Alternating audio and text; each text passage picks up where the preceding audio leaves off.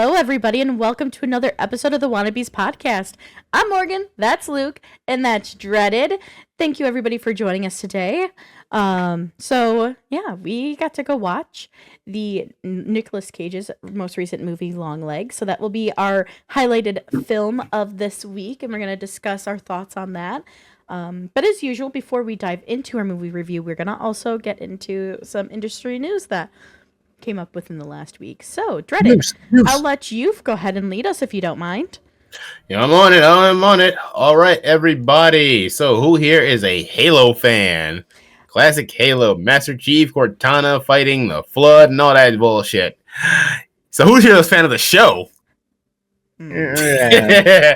Yeah, well, news regarding the show is that Halo, the show on Paramount Plus, has been officially canceled after 2 seasons. Wish I could say I was surprised. It sucks. I'm surprised they got a season 2 in the first place. Yep. Like, that's the surprise. Yeah. It's weird that, like, all right, so just out of like recent adaptions of things that are bad, I'm gonna go with Halo and then Cowboy Bebop. Sure. I would say out of the two, I enjoy Cowboy Bebop more. So I'm surprised that Halo got a season 2, but that one didn't. You know, I'm just saying if we're gonna give crappy things more seasons, like there's better crappy things. So honestly, like kind of going with that, like Cowboy Bebop and Halo have massive fan bases, and to me, it's like I know for Halo, for example, this is supposed to be like alternate universe. This isn't the Halo verse that we necessarily completely know from the games, which. That's because they want to have creative liberties to do more things or make him take his helmet off when he shouldn't be. And, you know, fucking some random alien chick. Like, right off rip! Yeah. What are we... There was no build-up! Episode 1? Yes! So, yeah. It wasn't even at the end of it! Like, that's the chief of fucking aliens? Dude. Yeah. Yeah. Master Cheeks, dude. That's where the Master Cheeks meme comes from. Ooh, Cortana is gonna be mad. You see so much Master Chief booty in that show, I haven't even seen season 2. That doesn't speak for season 2 yet. I haven't seen season 2 because I was so disappointed in season 1. Like, I am fine with them trying to take a different approach and trying to do, this is a alternate universe. That way they could do more creative liberties, fine, whatever. But there are some themes and some certain things that I think they should stick to for the fans, because that's where they're going to leave the major fans who are going to be the immediate people tuning in to help their franchise. And the fact that the biggest gripe obviously is the helmet. I don't care if they want to have romance. We all always talked about there being romance with him and Cortana. But the fact that we see his helmet off, so, like, we haven't seen that in the games, guys. Like, come on. Yeah, still have no idea what he looks like. We've seen the back of his head, and that is it. Supposedly it's that. I don't know if that's canon. I feel like I read somewhere that's canon now. I don't know. Anyway. Well, that's fucking disappointing. Not really. He's a decent-looking guy. But, I don't know. It's just really upsetting. I mean, I'm going to defend it. I'm going to defend it a little bit. They did what they did. I'm going to defend it a little bit. Just a little bit. I will defend it. Because when it actually does, like, the battles, like, the Covenant look good. No, that is true. That is all the guns look good. It looks like Halo. That's why I brought up Cowboy Bebop, because Cowboy Bebop looks like Cowboy Bebop, but just the story things that they chose are just they're not good. But when it actually comes to them fighting and Master Chief like killing the Covenant and the actual wars, all the conflict, they do that very well. It does look good. There is a budget that went into this show. 100%. I don't know what happens in season 2 because I haven't watched it yet, but that last episode of season 1 was actually pretty solid. Can't lie. Probably the best episode of the season up till that point. Series, anyway. So yeah, there is some merit to it, but it's still shitty. And it probably should have stopped after season 1, because I don't know not one person that watched it and went, I'm excited for season 2. Like, there was certain plots that, okay, this is intriguing. This isn't the Halo. They like try to Game of Thrones it for some reason. In a way, yeah, I don't disagree. But the biggest thing, as you had already said, Luke, is this looks great. It looks like a fantastic show. It looks like Halo, but it falls off with what they do with the story. And there are certain things when there are big parts of the franchise, how you never see him with his helmet off, and how that has been a eluded question. What does he look like thing since we saw the back of his head? And I think it was Halo 3? For Or was it 4? Okay. I think he had a full-on bald head. Yeah, he's like has the really low shaved buzzed head. Like everybody has always been like, "Whoa, we've seen the back of his head." Like that was a huge deal when we saw that. So, with all that being said, like what the hell? Don't take off his head. There's certain rules that you need to stick to with certain franchises, and they didn't do that, and that's obviously my biggest gripe is going to be the helmet, but the story also just sucks. I have to see season 2 before I fully judge. I was ready to say this is just the fucking worst thing I've ever seen, but they gave it a season 2. There's potential because I haven't seen it yet. I liked it better than the little thing, so. Oh yeah. Yeah. Okay, sure. But Fair. was it better than Chaos Walking? Yes. Or no, sorry, no. Is Halo better? Is Halo better than Chaos Walking and the Little Things? Yes. 100%. Alrighty. Noted then. Yeah. All right, what do you got next? Agreed. All right. Sorry. Chaos Walking is not as good as Halo. Gotcha. All right. Well, anyway, so moving on to our next piece of news. So me and Luke have talked about this a couple times in the past now, but it looks like it's officially happening. The Spawn movie. And it's been retitled King Spawn. Fascinating. So King Spawn is a recent line of stories for Spawn that Todd McFarlane started doing within the last year and a half to 2 years. Mm-hmm. I explained that terribly, but there's Spider-Man, there's Amazing Spider-Man, there's all those other things. Spawn has Gunslinger Spawn, and now King Spawn. So it's interesting that they gave it that title. I have no idea what that means as far as the storyline goes, because I feel like on some level this is going to be an origin, kind of an origin movie. Like I have to get Simmons' backstory because the last movie came out in fucking 1997. So yeah, I feel like you have to reintroduce the characters to me all the way. But yeah, I'm excited, dude. Like any news is good news about this fucking movie because I've wanted this since 1997. I only got into Spawn more after he was featured in Mortal Kombat 11, and I was like, "Oh, this dude is super cool." Oh. And now I actually have a lot more interest and respect and liking for Spawn because I think I saw the original when I was a child, and I did not know anything about what was happening. Again, I was a child still, and I just remember the clown. I just remember Violator. That's actually all I really remember. John Leguizamo, bro. Yeah, I don't. Dude, he's amazing as that character in that movie. He really was. He's one of the biggest reasons to watch that movie, and for some people, the only reason to watch that movie. And I totally get it. He's so entertaining in that movie. It's amazing. But other than that, not too much news. Other than the fact that the script is complete and it's called King Spawn. So they're still on track. This has just been in complete development hell. And it looks like they've gotten Todd McFarlane to relinquish some of that control because I don't think he's directing this anymore either, which, cool. No offense to Todd, but you've never done it before. And you got to compromise because you probably got the wackiest ideas, respectfully. Mm-hmm. And you just want to do everything. No, bro, this is working.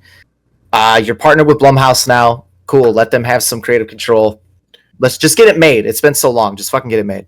Only question I have is who will they actually get to play Spawn because it was Jamie Foxx. That's since 2018. If he's still attached to it, I guess he'll be fine. But yeah, it's been Jamie Foxx. It is still Jamie Foxx. I'm excited for it. It's supposed to be Jamie Foxx and Jeremy Renner. Oh yeah, I remember Jeremy Renner was supposed to be in this too. Yeah, he's playing the detective Twitch. I ain't gonna cap though. I'm a little upset because I'm Jamie Foxx doesn't have that Keith David voice. I'm not I ain't suggesting Keith David come back and voice him, but I'm just I feel like you gotta get someone who doesn't sound like Keith, but at least can maybe give the same vibe. You could do that. No, you absolutely could do that because you don't. All you got to do is get somebody to play Simmons, but once he's Spawn, I don't need to see his face, so it could just be Keith David voicing over whoever's doing the mocap. So. But honestly, I would rather have Michael Jai White do it. Okay, I'm still open for Jamie Foxx to do it as well, though, because Jamie is a good actor, actually. Wow, he was F Michael J. Fox. He didn't say it, but that's what he said. Dude, he doesn't give a damn about Michael Jai White. I've seen some of that stuff in that OG one. I'm not very impressed with Michael as Spawn. That's why he deserves another chance. We need to take it seriously, right? It needs to have. I mean, I assume it's going to be a bigger budget, but yeah, why not? Why not? Oh, definitely. Oh, one thing they definitely got to do is make sure Malbosia looks badass. If we go there, that'd be cool. Dude, think of what the Violator might look like in a new one. I'm not going to cap. Okay, if Michael Jai White comes back, no, I mean, I still say Michael Jai White. I mean, now we're good. But let's get John back for Violator. Let's just do that. I honestly hope this takes more of a detective-y role, and we get like Twitch and Spawn going after like the Ice Cream Man or something. Oh, that what's could that be dude's cool. name? Like Billy Kincaid or something? Mhm. Oh yeah, that'd be That'd be cool. interesting. Okay, that'd actually work. Maybe do some lower, lesser known. I don't want to say lesser. Not I have Violator, heard- not Malboja, I guess, because I that have- would work. I've heard Spawn or not Spawn, Todd talk about this and his idea for Spawn in the movie was to have Spawn feel like Jaws. So like you don't really see much of him, but you know he's there. And I think if they took the detective route, that would work. We'll see. It is called King Spawn though too. So if it's going, I wonder if it's going to base off those new comics that you were talking about though. I'm very curious. I have a couple that I haven't read, so I have reasons now. Yeah, it's just. Well, alrighty then. Also, if you ever want to familiarize yourself, I have the comics. Ballin'. Yeah, ballin'. All right, what else you got? All right. Wait, what's that? What's this? I'm sorry, I got distracted real quick. I gotta look at something. Why? What's happening here? Oh my god. Did you send him something? No, I just found something on Twitter. Nope. It's related to one of my biggest man crushes in anime. Okay, it's about Sukuna. Anyway, we're moving on. So, next new piece of news we have here is Maika Monroe tells us that It Follows sequel will likely begin filming at the start of 2025. And quoted in her quote saying, "I think the second one is going to be really special." This is interesting to me because I did not know It Follows was getting a sequel, actually. Morgan, what is the also excuse me? Morgan is the main actress's name for It Follows. She's in Longlegs. Yeah, he just said it. Maika Monroe. Oh, I thought that was the director's name. I apologize. Oh, damn. I'll be damned. I know it's her. Yeah.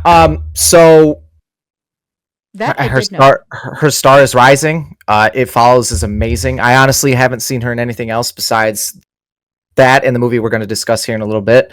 But I mean, I have wanted a sequel to It Follows since I watched the original, and I've heard rumblings. But it is nice to hear that it's actually going forward, and it probably has a lot to do with what is her name, Anthony? Maika Monroe. Thank you. With Maika Monroe's star rising, like we can get her to be in stuff now. It's got a little more cachet, so that's awesome. That's awesome. Oh. By the way, It Follows filmed here in fucking Michigan. That is also cool. So let's go. Hold on. I got one last thing to mention too. I got a title for the film called They Follow. Is that official? I think so, yeah. That'd be fucking sweet. So I'm looking forward to this. Anybody that knows the plot or has seen the first one, I mean, it's curious to see how they're gonna start getting followed in this round. I mean, we'll see too. We got to keep an eye out. We're gonna have to see if it'll still be filmed in Metro Detroit again. Because if not, I mean, if it is, there could be a cool thing for us to try to get in on. Fuck yeah, let's get some jobs. Let's stay on top of this. Let's get some jobs. Put on our resumes for sure. That's all I got though. I'm very excited, and apparently I'm the only one. So fuck you guys. I don't know, but hey, when it gets to the quiet, awful like winter / like end of winter time when there's no films out, we could always review it. And I've never seen it, so. And don't that is a shame. Hey, I mean, I don't have love like you have for It Follows, but I don't dislike it. You say this, but your body language is telling me that this is the worst thing you've ever talked about in your life, and that you want to move on. No, don't start putting words in my mouth, okay? Jesus Christ. It's one of those movies, like, I genuinely think we talked about the tall guy that comes through the door, right? Mm-hmm. Like, that's the scariest part of the movie. I dig the atmosphere that this movie has. The idea of making it a sexually transmitted disease is actually pretty fucking genius. I just find that kind of funny. Like, that would suck. Most people would be fucking boned, like, let's be real. And then the fact that it's filmed here, and like it's one of those movies that I really like to watch because that makes me think like, oh yeah, you can totally do it, and like there isn't a whole lot to it. It's a very simple movie, very simple budget, and it looks like Maika Monroe is off to the races here with their career, and it started in a film that was made basically in our backyard. That's fucking sweet. Ballin'. She's also done other films too. She's also done The Fifth Wave and Independence Day Resurgence apparently as well. Yes. Oh my god, that poor girl. I'm trying to see if anything else she might actually have done. No, you know what? Good for her. She was able to survive that, transitioned into this, and now here we go. It's fucking sweet. Oh, never mind. Was I was also, I don't I have her up on Wikipedia right now. Apparently, she was in a relationship with Joe Keery, aka Steve Harrington. Yep. I was like, what? Oh, was damn. Oh well. Makes you wonder if she was ever up for a role in that, or possibly considered to like be in it at all. I can see her I can see her fitting in well with Stranger Things, I suppose. I imagine a lot of the actors and actresses that we see that are like of that generation at one point or another probably did audition for something to be involved in Stranger Things. Probably. All right, Dan. So moving on. Yes. We've got some Pixar news with Toy Story 5. First of all, why? Second, Thank you. Exactly. I'll just get that out of the way. Second, the news is we just have our directors, really. We have Andrew Santon, who directed both Finding Nemo and Dory, and also directed WALL-E, and McKenna Harris, who directed Elemental, and is this even a movie? Xiao Alberto? I don't know what that is. It might be a more independent film. Who knows? Maybe so. But Toy Story 5 has 2 directors, and sadly it's happening. Why is it happening? Why did 4 happen? Why? Well, I mean, I haven't seen 4 yet, but I refuse to watch 4. I don't want to watch 4. 4 was just okay. I believe you. Actually, I kind of, if I remember correctly, like, because I remember when 3 came out. I love 3, by the way.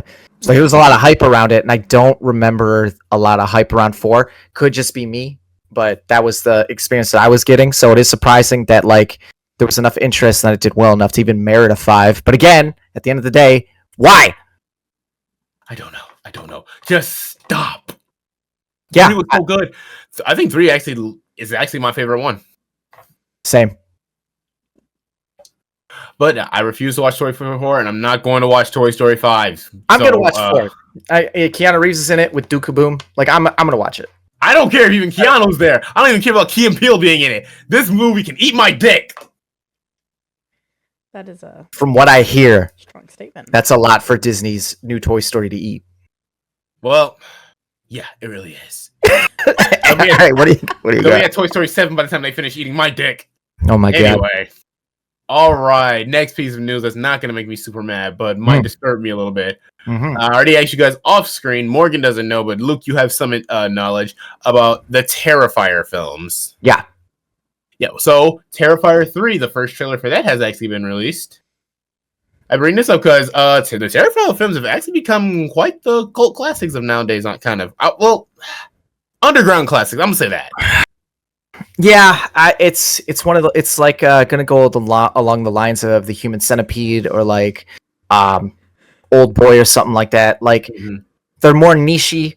I don't think they're bad, but they're. I mean, Art the Clown is terrifying in the sense that he does fucked up shit, right? Yeah. Like that is the draw. It's just to see what kind of fucked up shit this clown is gonna do to people. But it's all practical, so the effects always look good. As our appreciator of practical effects, like The Thing and shit like that. That's why I watch the films. I mean, they got an interesting enough story. I get where the excitement is coming from. I haven't watched 2 yet, so I don't know. What the hook is. For this one, this is apparently a whole Christmas movie, apparently. I saw the little thumbnail. He's dressed up as Santa. Yeah, so that's gonna be bad. But art is pretty entertaining. I gotta be honest. Like, it's unfortunate that they well, maybe not, because I'm sure it's a conscious choice. But like, you can tell these movies are made pretty cheap, and all the money goes into the effects. Yeah.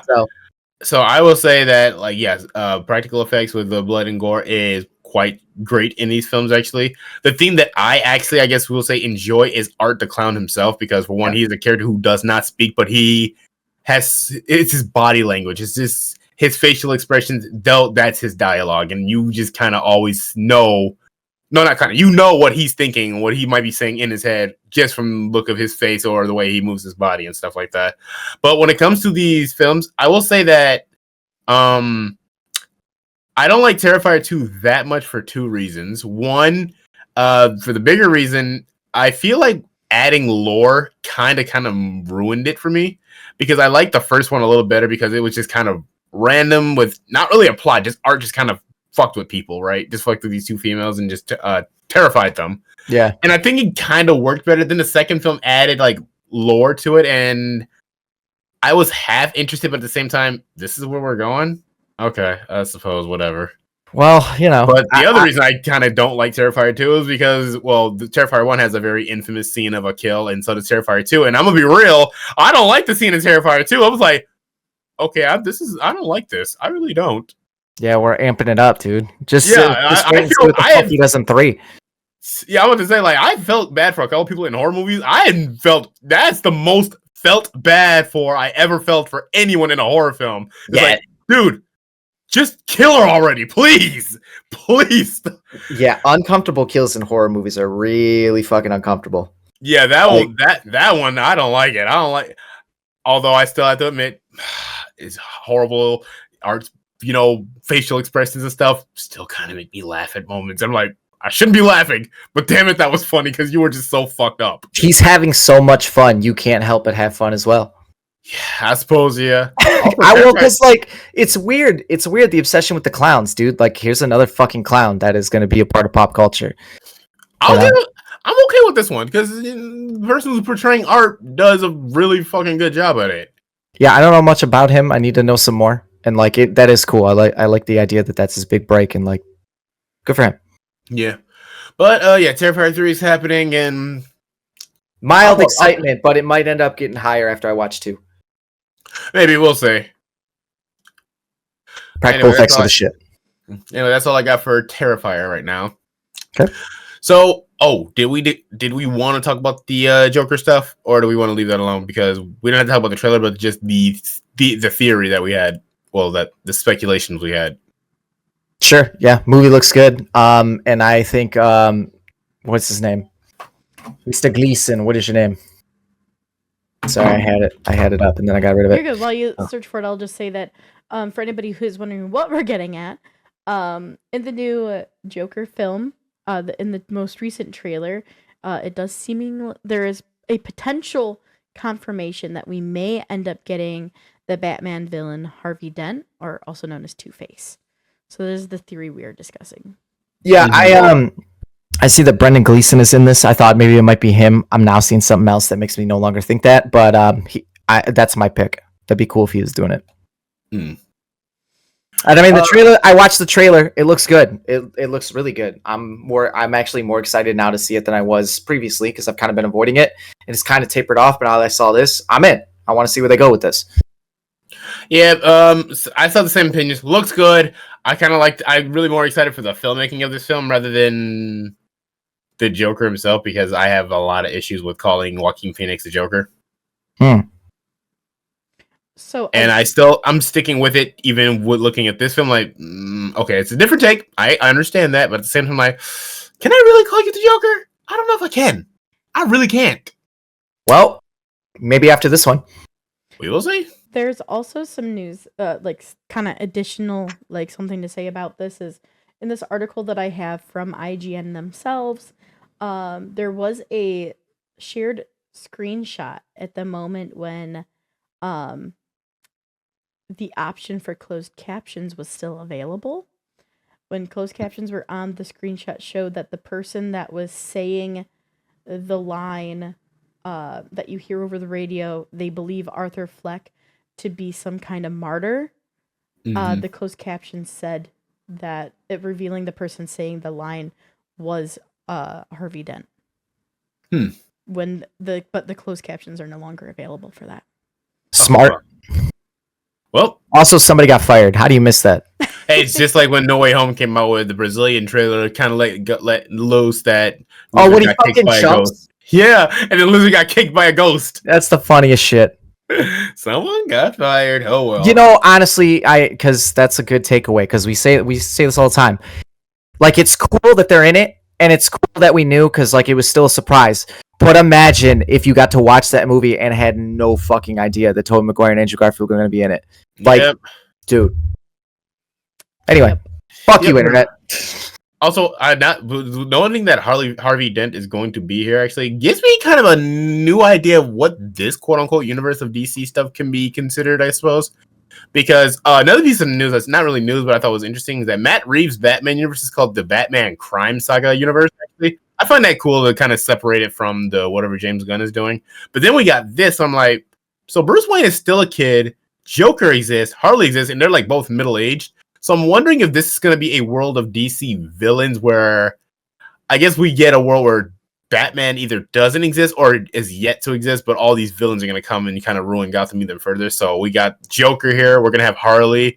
We might have Harvey, and who knows whatever if they continue these kinds of movies, I suppose. So I find that kind of interesting, unless they're just pulling from the source material, actually, and saying like, okay, we got an attorney here.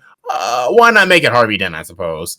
Kind of like how you throw in the first Joker, like, oh, Thomas and Martha Wayne are here, and they don't really play that big of a part, except for, I guess, just dying yet again. And like the Harvey Dent character could be more of a cameo. It could be before he gets the acid splashed on his face. This could be, pre Two-Face. Yeah, that I can see that as well. So either or can be. It's just a cameo, or maybe they can be doing a whole thing where it's a world where a lot of the villains kind of get their origins this way, I suppose. Mm-hmm. I enjoy the style. I know there's going to be a lot of musical numbers in there, and I'm watching to kind of see like where they might pop up. So as long as it isn't too much musical, I should have a good time with this. Alrighty then. Our next piece of news, Morgan, you had a couple of interjections, didn't you? Yeah, so very brief, just one thing for anybody who's going and seeing it, since Marvel does release technically tomorrow.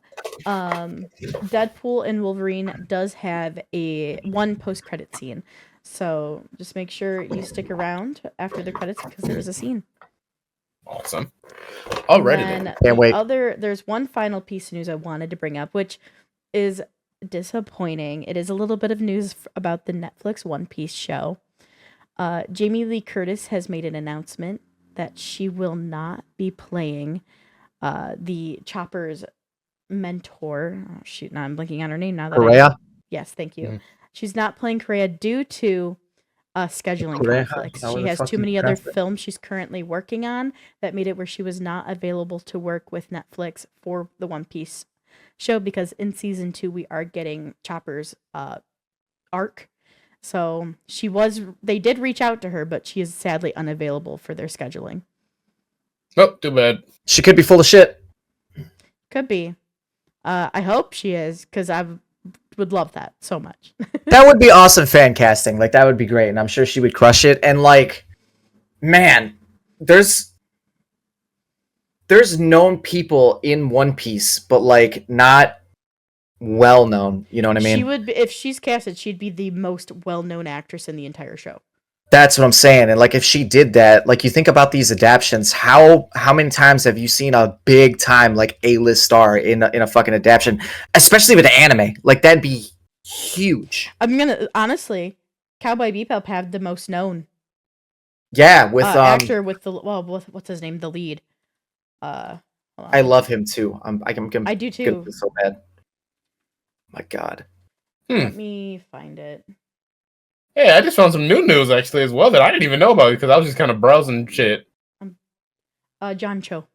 Thank you. I love John Cho. Yeah, no, that has been the biggest named actor that I've seen in something like this, and man, yeah, that'd be awesome. And like, not that the show hasn't been legitimized because it's good, but that would just go even further to legitimizing anime adaptions. And like, I want more. 100%. Just give me more. 100%. Sorry, that was just the last two short little things I wanted to talk about. Oh, okay. Hey guys, remember the Fear Street movies, by the way? Yeah, Yes. We're getting another one. I had heard that. Isn't it another trilogy? I don't know about the trilogy. It's called Fear Street Prom Queen. Interesting. Oh, I love the trilogy, so I'm down. You know who else loves that this is happening? Who's Fucking that? R.L. Stein. Yeah, probably. What a renaissance he's having, huh? Fuck. Okay, so here we go, the last bit of news, and this is one I'm most excited to talk about because, we had fun reviewing these movies. So, who remembers the greatest thing Zack Snyder totally ever did that wasn't Zack Snyder's Justice League? Rebel Moon! Yeah, they're very much meh movies. Yeah, They have a lot of great they have great premises, and I see where the vision is, but I just think the execution's a little lackluster. So, all right, I despite me underselling the men, like they are interesting. There is some cool shit in there. We enjoy talking about them. There is a lot to talk about. But like with what he's about to tell us, I'll wait for him to say what he's going to say, and then I'll continue. Oh, all right. Well, we have talked about in the past during our first reviews of the films that Zack Snyder already had confirmed that there would be a director's cut of both films, actually. And we officially have gotten the trailer for director's cut of both of these films, actually, which I'm thinking are going to be released on the same day, actually. So they better. It looks. I'm not trying to wait. We got a single date at the end of that trailer, which was August 2nd. So in just a couple weeks. So why do we keep doing this? Why do we keep doing this? Why is there a director's cut? He's releasing it to Netflix anyway. Just fucking release the thing. Why? Why do the thing? Because then we have to come on here with his PG-13 versions and talk about how they're just But yet he's got fucking all long ass director's cuts that give a lot more context. There's a lot more story. We talked about it on this on the show about how we feel like things are missing and like there's gonna be a director's cut. I guess we'll wait to see it. Like, why do this to me? Just give me this the fucking first time. I can't say if it is better, but the trailers already to me look better. Like, I'm excited to watch this. There's so much more shit in there. I'm excited. But like, why? So Dan and I watched it last night because I figured we were going to talk about it on the show. And the first thing out of Dan's mouth when it ended, he was like, "But why does this look better than what we got?" Probably because it's gonna be. This is not. How many times does Zack Snyder have to release a director's cut of something to be better? Like, look at Batman v Superman. We got the Ultimate Edition. It gave more context to some of the biggest questions you had. Look at Justice League. Especially when it's going to Netflix. You're not dealing with, the Warner Bros. Or anything where they're releasing it mostly just in theaters or anything. Netflix gives us hour-long, like, not 6+ episode shows. So Netflix obviously doesn't mind having longer runtime items on their streaming platform, you know? So everybody's like, oh, we're in the age of short form. Everybody wants their stuff shorter and shorter. But if you're giving me a good fucking film, I don't care if it's 3 hours. Like, I don't know. Like, I grew up obviously just binging the extended cuts of Lord of the Rings, so maybe that's why I don't care. But if you're giving me a good film, we all sat down and watched fucking Justice League. Like, yeah, if it's good. Like you were about to say, I'm sorry. No, you're good. We took our pauses for sure to go to the bathroom, but if they're good, you keep fucking watching. Exactly. And I've definitely multiple times have I sat through Justice League. Same. Multiple. I have listened to Justice League at work. That is fucking next level right there. I'm happy that this looks better. Like, I don't want a director's cut if it's not going to be better. You know what I mean? But at the same time, I was watching a video today, which I'll send it to you guys after the show if you want, because I think it was really cool. There was interviews with Maika Moore and the directors even of Longlegs, and the director said, like, I don't get all these, these creators who are making, let's say, Final Destination 5 and all that. He's like, if you're making like 4, 5, 6s, or, whatever, he's like, is that really something that you enjoy to make, or is it just somebody's telling you to make it to make money? And he's like, I think the most important thing is like being filmmakers is making things that you enjoy and that you like. And I think Zach is getting to that point, but if that's the case, why aren't we getting what he wants to begin with? He is a big ass name. Why is there no pushback against studios? And why are these big names just kind of not finally going like, all right, I'm going to release this independently and do it my own way and use the force of the internet to make what I need to make? I think this is becoming a strategy for marketing now. Like, it's a thing because it works so well with Justice League. But the difference between this and Justice League is that we got a version of Justice League that wasn't by Zack. Mm-hmm. I got a version of Rebel Moon that's by Zack. So like, I already know what he's trying to do to a degree. I mean, all right, there's some shit that was cut out, but you still, at the end of the day, it's still the same fucking movie. We still get from point A to point B the same way. There's just some added shit in there for the runtime. Like, I just don't get why him and Netflix partnered up to do this, unless that's the reason. But is that even a good marketing strategy? Because it's dumb. We had nice things to say about Rebel Moon, but we also had not so nice things to say about it. And I feel like most people had not so nice things to say about it. So that's a huge gamble to think that there's going to be even that much interest for you to do a director's cut to begin with. Like, and I don't even think that there is. I just think it's in the agreement that they had to do this. Not even convinced that there's enough of an audience that's going to watch it. I don't know how accurate the statement is, but I feel like there's probably a little bit more wiggle room and as a director and a creator with Netflix than other studios. Sure. But it's just I don't get why, like you said, why are we getting something that wasn't his when he's the first person who put it out to begin with, especially when we know this is a passion project. Think about the films that the three of us have worked on. We have worked on them because they are passion projects and we like them and we want to work on them, and we are putting out whatever best top-notch quality we can, no matter how long it takes us to make it. So why aren't these big directors who have the funds and the backing in the network to be able to do these high productions, the things that we can't do yet, and they're falling short? Even the comments on this trailer are just asking, like, this looks drastically different. Why didn't we just get this in the first place? Yep. I don't know. Like, I'm genuinely curious, like, what happened here? Because with other films, like, they get theatrically released in theaters, I know studios and, like, okay, we got to get this much time. So that means you got to cut some stuff out, trim it down, or rewrite the script or anything like that. But with Netflix, like, does that same principle somewhat apply, perhaps? I don't know. I don't get it. Starting to look like it. It might be, because I'm wondering, because even if the reception wasn't good, I do like to imagine Rebel Moon did get good viewership at least too.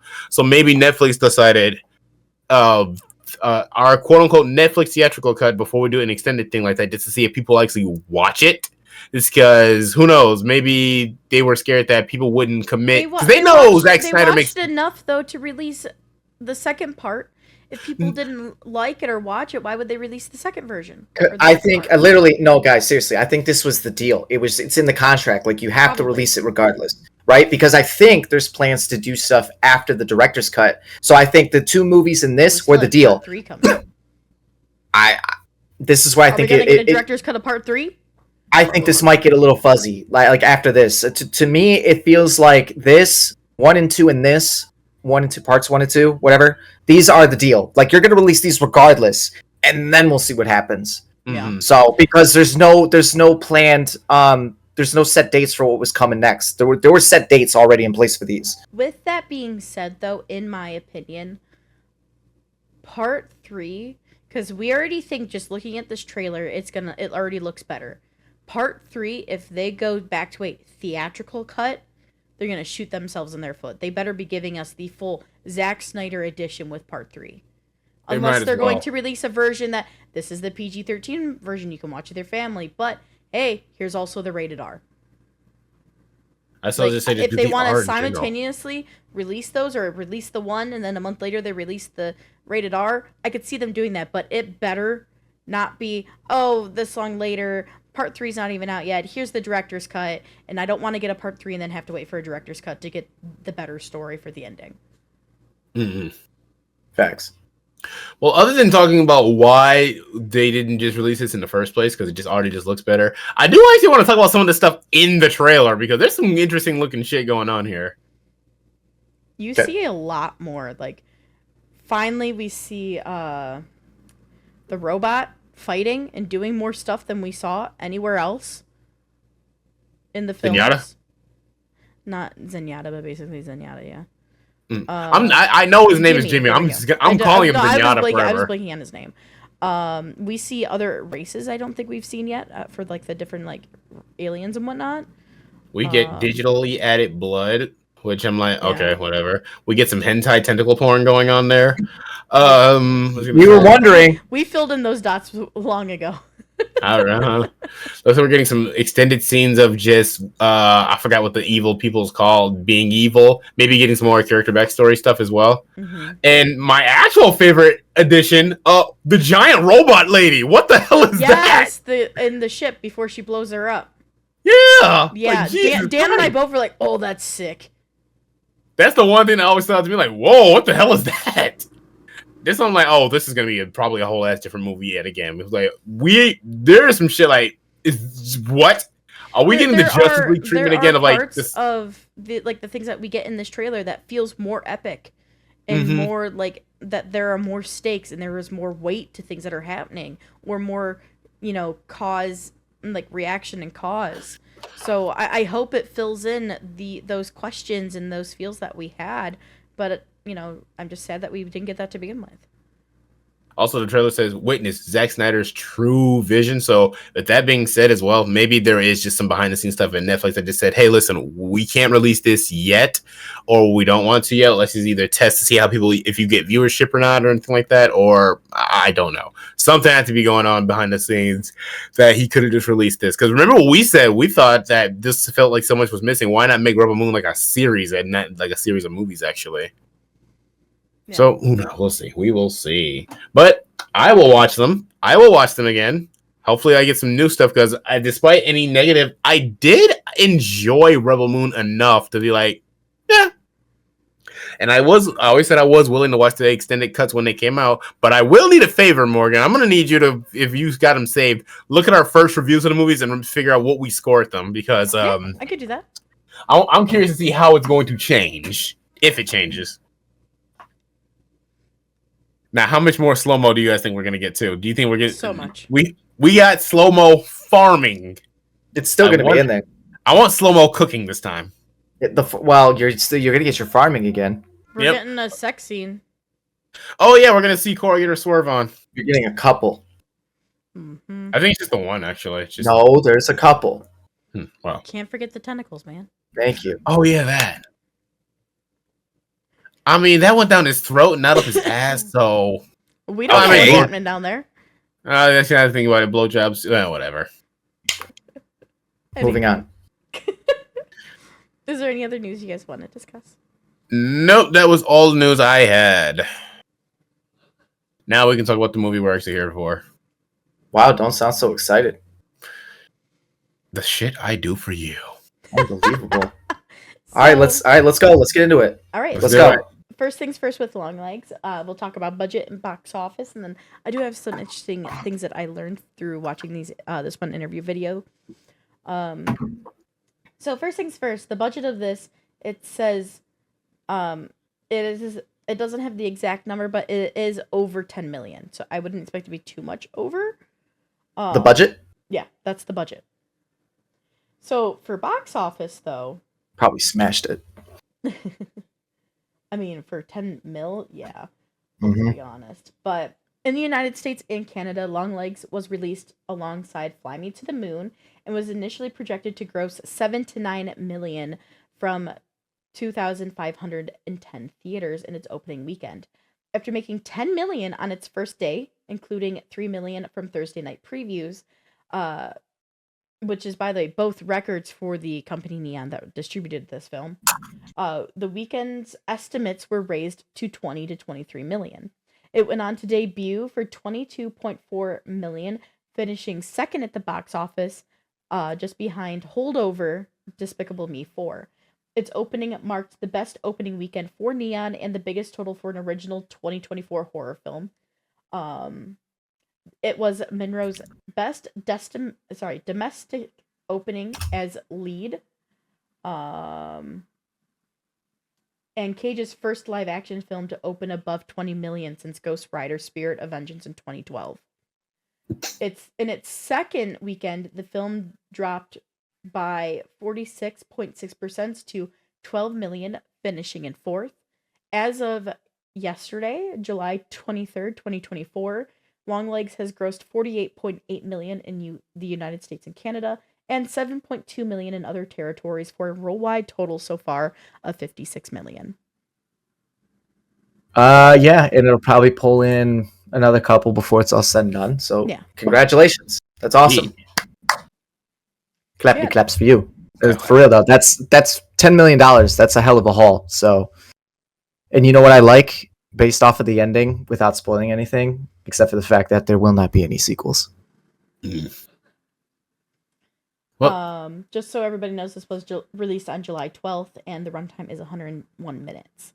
So there are a few things I want to let you guys know. You may already know them, but I want to get them out now before we dive into our either love or hatred for this thing. Mm-hmm. And that is, first things first, the director literally called up Nicolas Cage and was like, hey, so I have a film about my mom, or based on my mom, basically.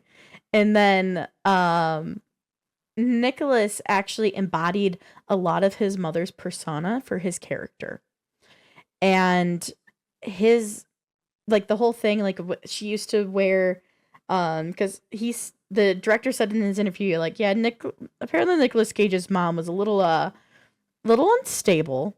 Mhm. And she had always put on like this really white face cream because he was told him like I want to do a really more white out face for this serial killer. And he's like, I know it's a little weird, and he's like, it's fine. My mom used to put on this white face cream and then turn around and be like, cuckoo.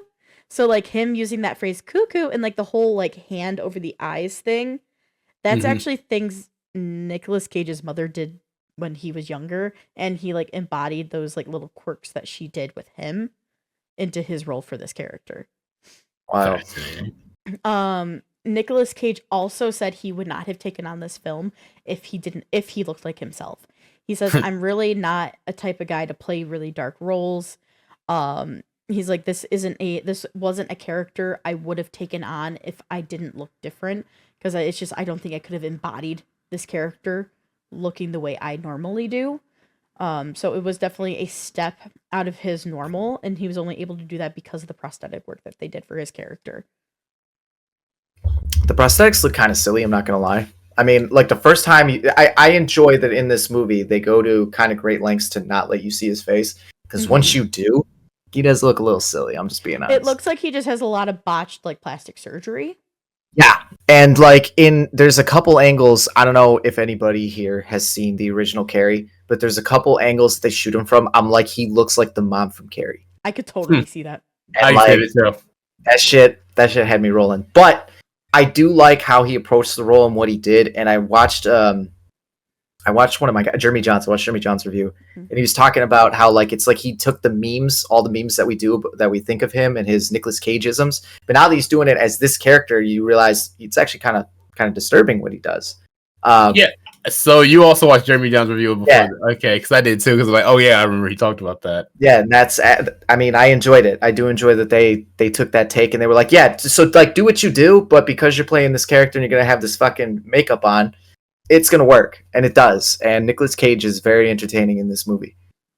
Yeah. So the other things I do want to mention is this takes place in the 1970s, and I'm gonna start out with also stating something. No, it does not take place in the 1970s. It takes place in the 1990s. There are scenes in the 70s, though. Sorry. I had to think. Don't worry. You're fine.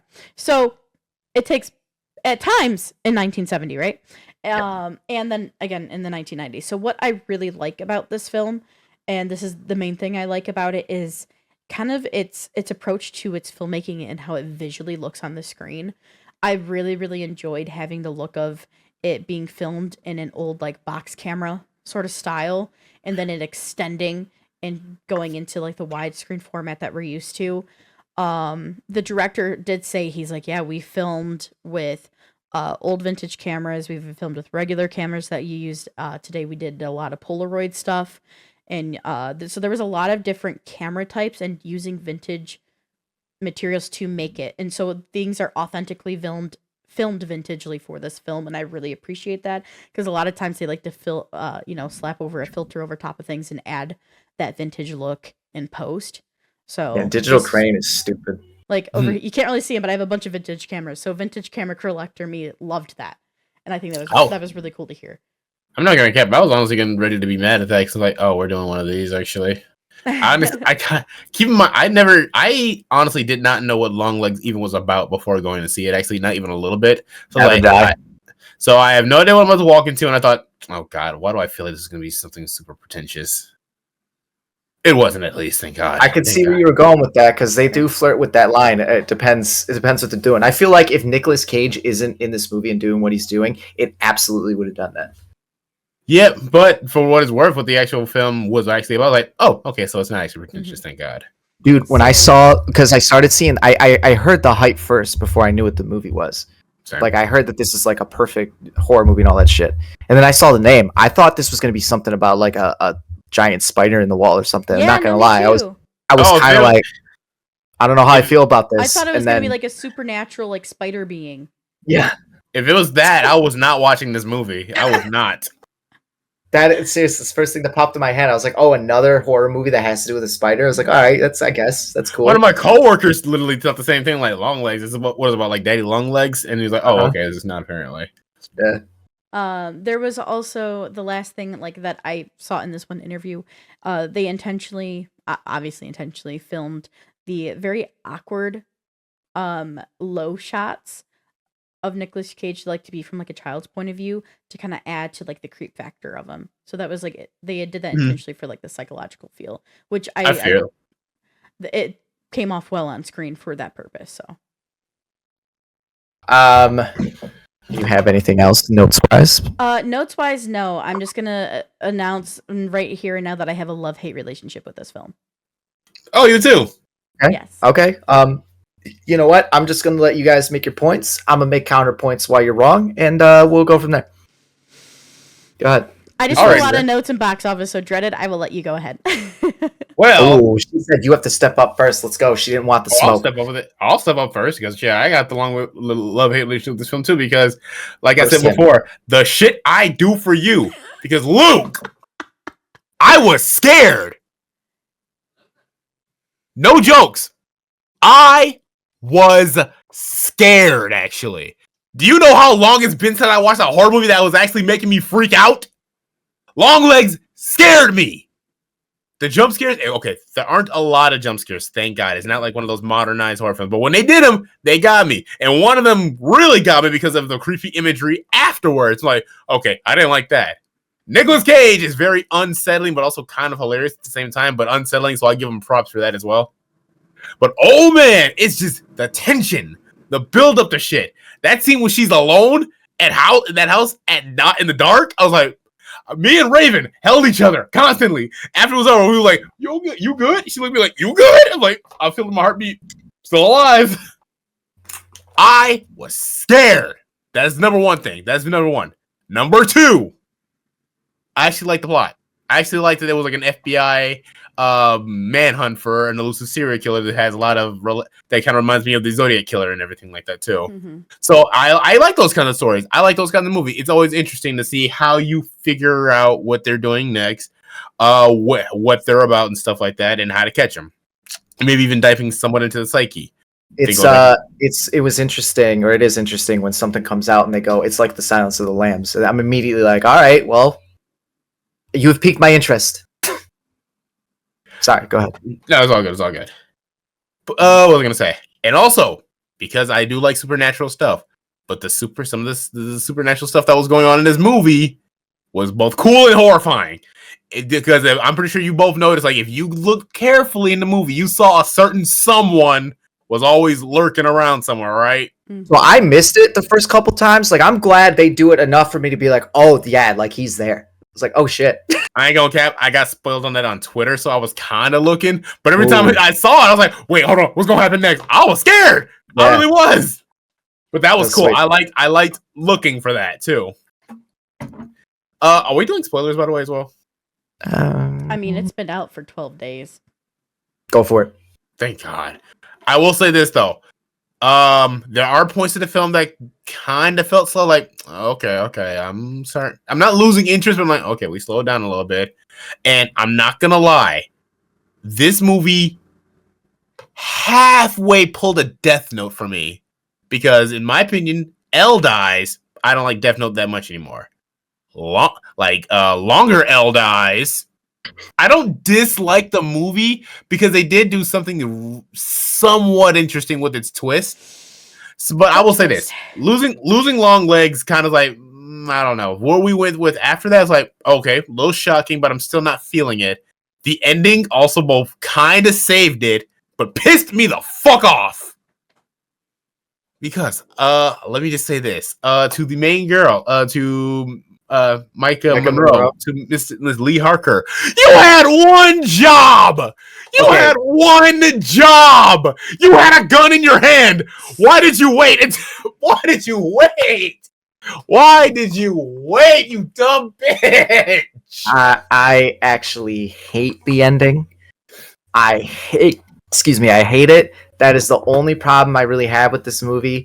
I I do not like that ending, not even a little bit. Well, maybe I gotta watch it again, but right now I don't like it. And I disagree with you as well, because once we do lose Bigger L, that's kind of when we start to plunge a little bit, and it culminates in that ending. And I was like, are you fucking kidding me? For me, I find Maika Monroe's character, Lee Harper, absolutely, for the majority of the time, boring as fuck to me. They take in her social awkwardness to at times, for me, a detrimental level. Yeah, they literally don't give her personality. Yeah, she is so fucking bland. And that's not the fault of Maika Monroe. I think she does a very good job playing such a bland character. She did very well at it. Sorry. I don't mean that as an insult, but there are moments, little sparks, where you see Lee getting parts in like fragments, and she's figuring out things. That's my favorite Lee Harker that we get until the ending, when everything starts to unravel with her mother. That's the biggest development we get for her, and we get to see the most emotion we've ever seen from this character in the show so far. Well, and then to his point, she knows it's going to happen, and she just does nothing. Yeah, well, like the whole point of getting to the ending was for her to stop it, because she knows shit's going to go down, and then she gets there and shit goes down. She just lets it happen. You have one fucking job. You have one job. From the just to go into a little bit of like the director's thoughts of this ending. So Rob, or Grimnir Allfather, he's the one who sent me this interview video. Basically his plan was, he's like, people have asked, like, what's the ending? Is her story continuing? Like, is it done? He's like, for her right then and there, with everything that happened in the ending, her story is done. Like, she like couldn't shoot the doll, and like she was kind of locked in this daze, like not sure if she wanted to leave or not. But her story is done, and just remember, for that ending, the way she acted is partially because the doll influences the people that it's around, and there is always 4 people in the houses when they die, and she was the 4th person. Mm-hmm. She was not supposed to survive that technically, but because of the knowledge she has from being at home, going to her mother, and everything else, she was able to survive it and get the girl out. She just was probably partially not having enough bullets, and then also being partially compelled to not destroy the doll. She's going off to have a psychotic break. Basically, yeah. That's my headcanon. She immediately leaves the house, and then just like like her brain breaks, and she just like drools from the mouth and falls over. Oh, I'm not giving her no passes. I will had one job, and you had a gun in your hand. The immediate like correct thing to do would have been to shoot the doll, and then shoot her mother, or that and then her mom. I wouldn't. Well, okay, it just feels weird. It feels weird because, like, first of all, there's a lot of scenes in the film for me that were supposed to be tense that weren't as tense because of like the weird breathing that she does, and like I get it, right? She's trying to stay calm, she's trying to stay focused on all this stuff, but like the degree with which she does it, like after a while, I was like, she's like still making that noise. It's hard for me to get invested in like I get the choices and stuff. It was just for me personally, it was hard to really take in the atmosphere when I got going on. I'm like, fuck, shut up. I think it's because like they have her character being on like basically a borderline panic, like hyperventilating attack, which makes complete sense, especially with her being like socially awkward. She seems to have high anxiety, but there are moments where like watching this film, I'm getting pissed off at her because like she immediately runs in after her partner gets shot, and that actually is not proper conduct. You're supposed to call it in, get back up, and then go from there. Usually they tell you to. Okay, that's not what you need to pick apart. I'm gonna stop you right now. No, before I you know. get on But I'm not. No. Let me finish. When I was watching it, was pissed about that. I'm like, this is dumb. You're breaking rules. But then knowing she had a doll and it was influencing her, that could have been why she was doing some of the things that she wasn't normally supposed to do. I don't know 100% because I'm with you with being like, I was thinking like, shouldn't you call for backup? She should. I'm gonna say that they did a clever thing by establishing that yes, she is psychic, but it's only like half the time. But at the same time, she's only psychic when it's convenient, and it's only a little bit. You know what I'm saying? So a good thing throwing in that line where they're like, "Oh, you did 8 out of 8," and then she's like, "Yeah, but you're not talking about the 8 that I missed." Like, all right, I get it. You half the time she's right, cool, but it still was plot dependent, and like, I didn't like that too much. You know what? You have an intense point there because I deadass forgot she's supposed to be psychic. I thought she was just stupid. So.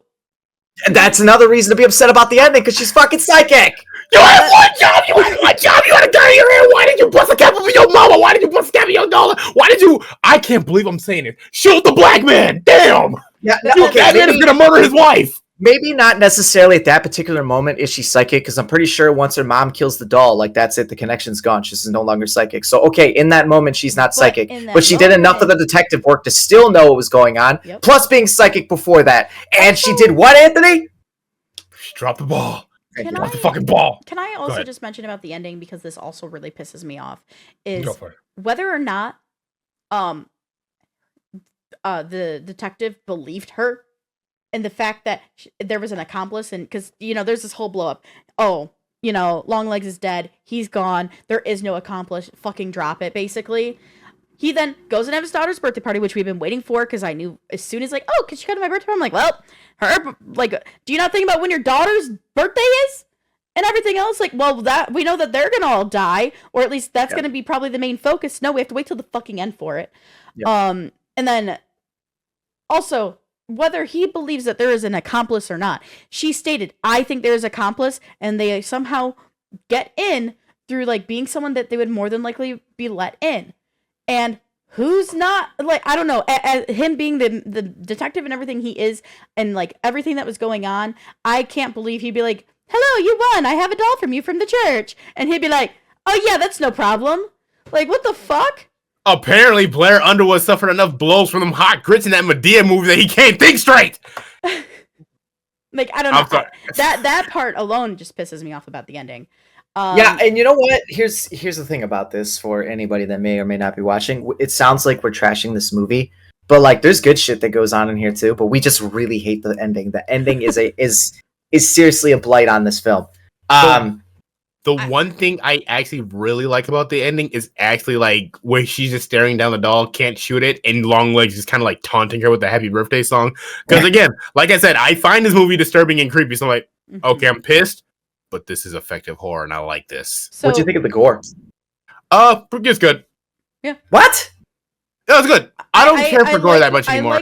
I like what we get. I think there could have been more gore. But I'm not upset with what we got either, if that makes sense. I'm disappointed. I'm disappointed that Nick Cage himself, that character, didn't actually kill anybody. That was actually a little disappointing. We got less Nick than I thought we were going to. I expected more Nicolas Cage. Facts. I'm not gonna lie, I want it less. I actually want it less. Really? I wanted Longlegs to be a character that was like, because I didn't. Also, I don't like the accomplice aspect of it, because I was like, I kind of would have liked it better if Longlegs was just on his own, maybe just doing his thing for the devil and stuff like that. I wanted him to be like Jaws, like, okay, you see him very briefly, but he's always elusive. Maybe you see him once in a while, maybe at the end, just like less. I feel like this would have been the case of less is more. But the route they went with him having accomplice, turns out her mama was in on the whole thing. That is also kind of why I kind of don't fuck with this film all the time. So when Longlegs is around, I'm really into it. I'm really like, how you guys gonna catch him? What clues is he leaving behind?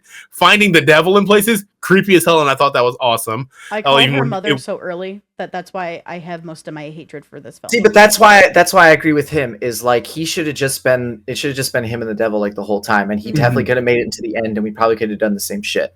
And then they should have been more like Jaws in the sense that I never really should have seen his face, because those scenes, like the jump down with the picture and that transition was a nice jump scare, and that was pretty creepy leading up to that. And you see his face, but you kind of don't, because they do I don't mind seeing the bottom like quarter of his face. Right. And then there was another, and like they hid him very well. They were very effective in hiding him, so it just kind of bummed me out when they were like, "All right, here he is." Yeah, like, I just do that. When they started like showing him, like they showed him driving to the store, talking to Leia, like, wait, are we following his perspective now? What the fuck?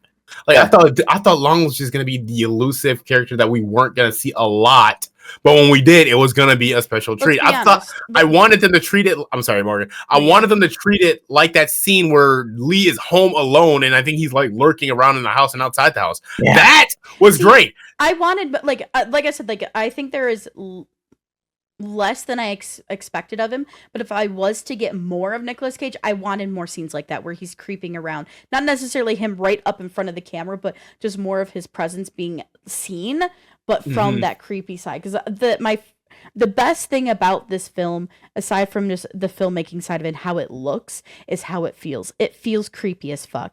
This is less this is more of a thriller, psychological thriller horror for me, and as I've stated before on the show, that's some of my favorite horror. If it's not sci-fi horror, psychological thrillers are my favorite. And I'm a huge Zodiac Killer fan, so I do love that kind of vibe we get for like this whole it being a manhunt. But my problem is with this is how they weave the plot. People keep saying, "Oh, this crazy plot twist," but genuinely, I figured that shit out so early where more than half of the movie, I'm just kind of like, I normally don't mind slow burn horrors, but I'm like, okay, I already know where this is going. Come on and just get me there. Like, yeah, for a while, once I figured it out, which was basically after that second phone call with her mother, I was like, all right, let's get me there. The daughter thing was pretty fucking telegraphed. Yes, I thought they did a better job with the mom one like that. I mean, it caught me off guard a little bit. But fuck. Never mind, we're past it. It doesn't matter. Yeah, I would say I kind of started figuring, okay, she's got to be in on it. Not during the phone calls, but during when she actually goes to visit her and some of the stuff she was saying, and the fact that apparently she talked to Longlegs that same day, and from the beginning scene, I was like, okay. You're the accomplice, aren't you? The actual stuff with the doll, I wasn't expecting, but like, I mean, she knew something was going on, right? So I figured maybe she might have had like a different deal, and which is kind of true because I don't think any of the other kids had psychic powers. Like it seemed as though Lee was the only one that benefited from the doll. None of them ever survived enough, right? To know if they have psychic powers. And actually, only one does. The survivor that we know of does, because she's like, I saw you somewhere. And she's like, I don't think you know me for anywhere. She's like, no, I saw you at my house. And so she was psychically seeing her at her house through the doll. Ah, good point. Mm-hmm. So Lee and, I'm blanking on that character's name, but the one survivor. Child in the mental hospital. Yeah, they both have seen. Carrie Ann. Thank you, yes. I think honestly, I think the majority of the cast did really good with this film, but my biggest problem for me this is definitely the Maika and Nicolas Cage show. I'm sorry. No, I like the cast too, but these two, Maika and Nick, I completely agree. Alicia Witt did pretty good as Ruth as her mother. Yeah. But for sure, I've seen her in stuff. She's got that face that like I know I've seen her in stuff, but I don't know what. Yeah. She is known for the 1984 Dune. She's in She's in 88 Minutes. She's an urban legend. And Urban 88 Minutes. I know Urban Legend. Top fours. Okay. Yeah. Knew I'd seen her somewhere. She's apparently also in The Walking Dead, The Sopranos, Supernatural, and Orange is the New Black. Also, her older, like now that she's older, she does have like you could be like a cousin or a sister kind of look to Sigourney Weaver. Yeah. Huh. Damn. That's my only bummer with Alien Romulus is that there will be no Sigourney. But also regarding the acting, only one person did a bad job, and that was a little kid who, as for the end birthday, she acted like she was in a Shyamalan movie. That also made me mad. That's fair. Child actors, dude, they're hit or miss. I feel like they've been pulling off a lot of amazing shit in a lot of the movies that we've watched lately. But also, what child sees a creepy car pull up? And you just go out and walk to it. It was the 90s. It was the 90s. 70s. Oh yeah, that was back the 70s. Then it was the 70s. Yeah, but even I literally looked to Dan and I was like, well, she has no survival instincts. People used to fucking hitchhike. We did dumb shit because we didn't know any better. Like I said, she's a fucking idiot who failed at one job. Bust a cap in your mama. Was that so hard? Your mama don't like you anyway. Yeah. all things That's true. considered, though, for me, the worst part of this film was its plot. Though, and that's not me hating the plot. I liked the plot that we got. I hated that I figured I like it the out. detective plot. Yeah, I Yeah. like the detective plot a lot. I obviously there was supposed to be supernatural stuff. Otherwise, why would she be at least partially psychic? No, and that shit is effective. He mentioned it earlier. Like the atmosphere of this movie is Yes. fucking amazing. Yep. That's why that's like the big thing why I say I like this movie, because But again, I'm scared. I but was it took actually a back scared. burner too. I think that Mhm. because of it being such a, detective investigation forward movie, which isn't a bad thing, I think the supernatural aspect took a bigger step took a bigger step back until the very end, where you're like, oh yeah, this is satanic worship, the devil's doing this, blah blah blah, and like, okay, I got but my like, 3, 2, 1. where has this been the entire, Movie. Like, I think if it was more weaved a little bit better, and that could have been done through like creepy appearings of Longlegs more frequently, or like weird messages, or more of that weird whispering that we getting that a Mhm. little bit more consistently.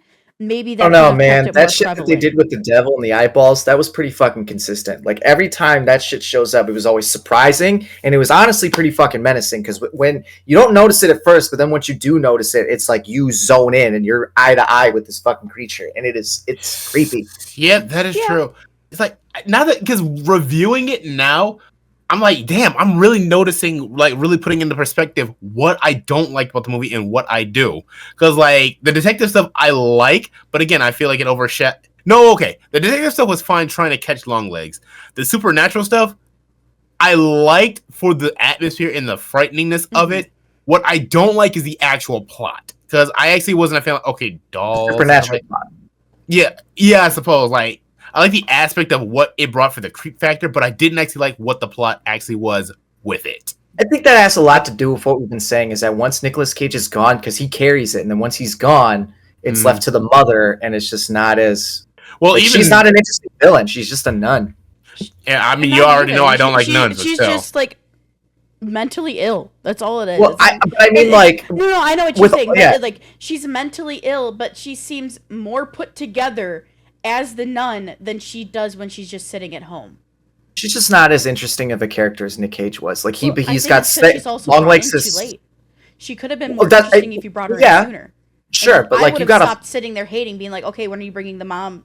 you in? gotta follow that act though, right? Yes. Like that's a tough act to follow, and I don't think any of us could have predicted that Nick Cage's character wasn't going to be at the end. Probably figured he was going to be like the showdown at the end of the movie should have had him involved, or at least we probably all thought. So the idea that there's a solid 20 minutes left after he's gone, it's like shit. Now what? And it does get interesting because that mom pops a cap and fucking people, but like That was fascinating, but again, just her being the accomplice, I guess It's a it step makes down for sense of how it all happened, but it's just not interesting to me, I suppose. Do you think? And actually, would it- I'm gonna go ahead. I just wonder if you guys would you have liked it better if she was the act following him. However, you had like scenes like Longlegs is not dead; he's just in a cell, and you get like these like cutaways to him, or not necessarily cutaways, but this like kind of telling of events. Like he's kind of like, oh, this is about to happen, and like stuff like that, and you kind of just have his presence consistently there, even though he's not presently there because he's in a cell.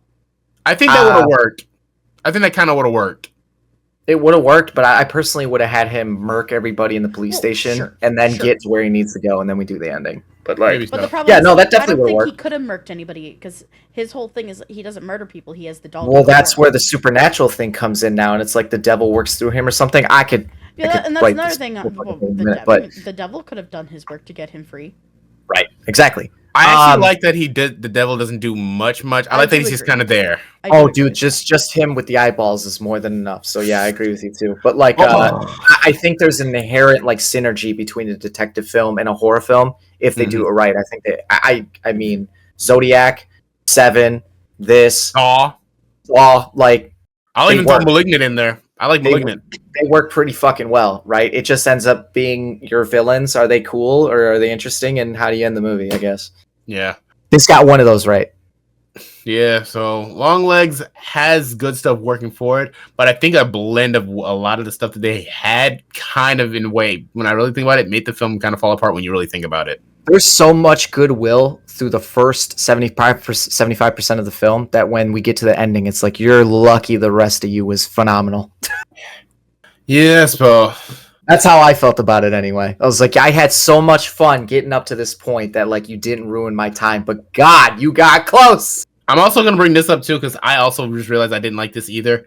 I'm honestly not a fan of Lee and Longlegs having any connection at all. I kind of think it would have been better if they didn't. It's just, no, I'm just trying to find you rather than, oh, I actually did encounter you in the past. I think that's somewhat interesting, but the way they do it, trying to find her though. yeah, I suppose. Like, I think they could have kept the psychic thing, honestly, and he's got the devil with him. She's psychic. Maybe that could have just been their little. Okay, let's have some fun with this person. But I think trying to find the connection, like, how do I know this person, also kind of brought it down for me as well. I think you run the risk of getting too many Silence of the Lamb comparisons if you do that. Like, it was already getting them to begin with. If you go that full route, I think you like that's a high bar. I don't know if I necessarily want to have that kind of pressure. So I creatively, I guess it makes sense. I mean, who knows if that was the plan or not? But it doesn't not work. You know what I mean? I enjoy their interactions together. I'm actually not, and the interrogation scene. I love that scene. That's Nicolas Cage to me at his creepiest in this movie. That dude was so creepy. I did not look him in the face when he was doing all his motions. I was like, "Are you trying to hypnotize me? I'm not looking at you. I'm not looking at you in the face." He does that. And the reason why he does that is because that psycho used to own a cobra, like a fucking king cobra, that would do that to him in its cage. Mm-hmm. He did that in Spirit of Vengeance. It's the first time he did it. He does it all the time now. He does that shit all the time now. I forgot about that shit. But that's why. He had a fucking cobra. Of course he did. It's probably one of his strongest roles he's ever done in terms of like going full. Like we get him going balls to the walls quite a bit, right? But like we know that can be quite an extra actor. But I've never overactor. Well, overactor, yes. But this is at a point where he's still quote unquote overacting, but it actually works for the character, and it actually is creepy. Like I think this is one of his best films I've seen in a long time. I'm gonna reserve my judgment until I watch a few more films and like some of the older ones, or like just some. I haven't seen his whole catalog, is what I'm getting at. And that's fair. So, I haven't either. But I will say that this is probably his best film post National Treasure, because I think National Treasure is right where his like renaissance really was, and then started to taper off, and he was very much a star all through that whole stretch until he hit National Treasure. After the second one, that's when we started to get. That's when we started to get bargain bin Nicolas Cage. So yeah, for this portion of his career, right now I'll say this is probably his best role, but I haven't seen The Weight of Massive Talent. I haven't seen Pig. I haven't seen Mandy. Like, there's some films that he's supposed to be really fucking good in, and this just happens to be another And that's one. fair. I haven't seen those three either. The only one that I've heard that could be comparable is maybe The Weight of a Massive Talent. Yeah. So are we just going to pretend that his best role is in Spider-Man Noir? Are we really going to do that right now? I mean, yeah, because it's not even the best Spider-Man movie. Nope, not doing this right now.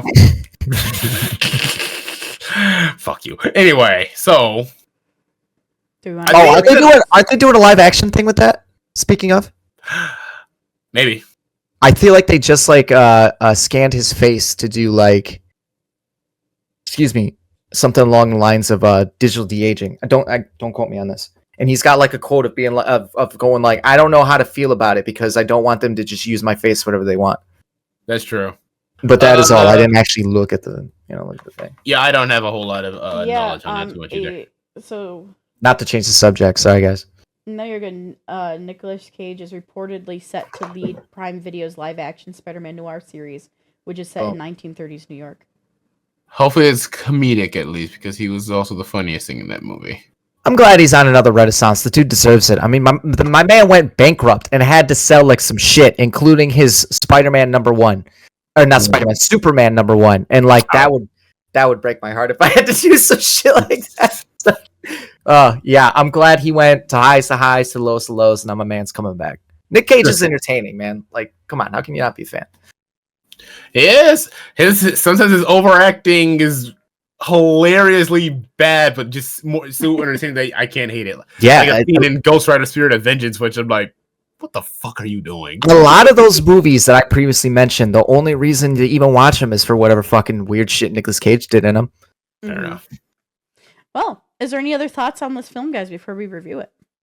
Well, we did just review it. No, rate it. Sorry. Yeah, I'm just gonna say that I'm glad we shit talked the ending first, so that way we could be like, we actually do like this film. Which, given what you guys were saying before we started, I thought for sure I was gonna be the only one that liked this movie. So I'm happy to hear that we do all like it. It's just on different levels. Yeah. I probably, I don't know. I actually, at the end of the film, was angry because Well, that ending sucks. Well, and it wasn't just the ending. It was how early I figured out the plot twist before the plot twist was ever even announced. It's just how my brain works. I hate that it works that way. If I No, you do that shit a lot. I do. It's annoying. My dad hated watching anything Criminal Minds or detective related with me because I was like, oh, it's this killer like 15 minutes in. And he's like, no, it's not. And then sure enough, it is. And he's like, I fucking hate you. Hey, I don't know. Maybe I just have the mind to be a detective. Who knows? But Maybe you do. I mean, yeah. So stop talking to us. Jesus Christ. I don't know. Like, if I feel like I would have enjoyed this film even more if I didn't like literally that phone call where she's at the office, like with using the phone. I was like, yeah, mom's included in this somehow. She's somehow working with this guy. I get the vibes. I don't like the vibes, and I'm annoyed that I already have these vibes and I'm figuring it out. Because like as soon as she went and saw her mother, I'm like, yep, there's all the confirmation I didn't need because I already knew. And Yo, I feel you on that. And after already getting that feeling, and I saw his shot in a basement somewhere, and he's living in a basement, I was like, it's probably your mom's basement. Literally, I said that to myself. Like, I shrugged to myself and said, it's probably her mom's basement. Actually, I'm gonna save my last thought until it's my turn to rate it. So, do you want to rate it now, or do you want to? I can rate it now. That's fine. Final thoughts. All right, go for it. Final thought. That was it. Now rate it. Yeah. So, if I didn't get it so early, I would have liked this film even more. Wouldn't have been as angry with it. All that it said, still a good film. Not my highest rated of the year for sure, though, but it is a 6 out of 10 for me. Solid. All right. I agree. A lot of the points that we're probably going to make the same. This film scared me, dead ass. It really did. And I'm very impressed. For real, I got to be honest. With what you said in chat, Morgan, and the way you were sounding before we even started this review, I thought you two were about to piss me off because you're going to tell me this movie sucked or something. Especially when you were like, the things I do for you. So I'm glad that you nearly shit your pants. That actually makes me really happy. So thank you. I'm going to pick another one for you. I got more. I'll do you now. Good to know. Oh, goody. All right. I just want to remind you, because I watched this, you have to watch Twisters. Yep. I'm probably not going to see it in the theater. You're not going to now that it's being released. Deadpool's releasing this week because Deadpool takes it over. Damn. All right, whatever. I had my chance. Yeah, be all right. Anyway, so my rating for this film, I give it a 1 above Morgan. Morgan, I give this a 7. I would have given it a 6 if this movie didn't scare me. But that brings it up. To be fair, I do think you enjoyed this film more than I did after listening to you talk. Yeah, like I have good stuff to say about it. I think it falls apart in a few areas. You had one job. Never mind. Shut up. Oh, I was gonna say, but after talking about it with you guys and realizing, yeah, like I forgot, I didn't think about that. I just realized that like the film kind of goes a little lower than when I first saw it, but it gets that point back up because this is the first horror movie that actually scared me the first time I watched it. So I'm giving Longlegs a 7 out of 10. I just thought about something. I really enjoyed the parallel that they have in the scene with Longlegs driving in the car and he's freaking out. And then later on in the movie, Lee is in the car freaking out. I thought that was going to end up being some kind of connection. It doesn't go anywhere. I just enjoyed it. The atmosphere in this movie is near perfect. I think, first of all, let me say that I thought the hype was a little overhyped. And it has a lot to do with the character of Lee and the ending. But the atmosphere is phenomenal. The gore is phenomenal. The actual crime investigation, the Zodiac-ish shit, and is the devil involved, is the devil not, like that stuff, really well done. The supernatural side isn't as strong, but like we get those really cool scenes of Satan, and they're done really, really well. The jump scares are all really effective with that atmosphere, so the supernatural element does work for me, for the most part. And then the ending is fucking trash. Nicolas Cage is the GOAT. Maika Monroe, you are better in It Follows. And I know that has mostly to do with probably the direction of your character, but this is not my favorite character that you played. But she's great. And Nicolas Cage kills it. The cast is really good. I love that filmmakers now are really, really good at placing these in their timelines.